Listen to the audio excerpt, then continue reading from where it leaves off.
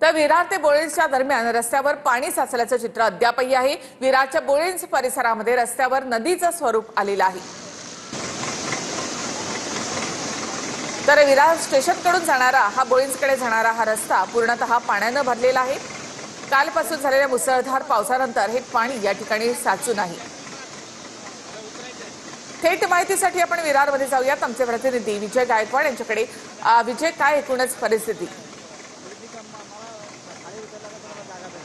निखिला, मी आता ट्रॅक्टरमध्ये आहे आणि ट्रॅक्टरनं हा जे वॉटर लॉगिंग झालेले आहे विरार बोळिंज रस्ता जो आहे हा बोळिंज रस्ता पूर्ण पाण्याखाली गेलेला आहे। आपण जर बघितलं तर अक्षरशः या रस्त्याला तलावाचं स्वरूप आलंय, नदी आहे ही हा रस्ता आहे। कारण मुलं बघितलं तर आपण या ठिकाणी खेळताना दिसत आहेत आणि जवळपास 3 ते 4 फुटाचं पाणी जे आहे या रस्त्यावरती आहे। आपल्या TV9च्या प्रेक्षकांसाठी ट्रॅक्टरमधून हा प्रवास करत हे पूर्ण व्हिज्युअल आपण दाखवत आहोत की विरार पश्चिमेच्या स्टेशन ते बोळिंज या रस्त्याची काय दुरावस्था आहे ते। आता जर आपण बघितलं तर यामध्ये मुलं खेळताना आपल्याला दिसत आहेत। अक्षरशः नदीत पोहल्यासारखे मुलं जे आहेत या पाण्यामध्ये पोहत आहेत आणि जो विरार पश्चिमेला जाणारा जो आगाशी आहे, बोळिंज आहे, अर्नाळा आहे, या ठिकाणी जाणाऱ्या नागरिकांचे प्रचंड हाल होत आहेत।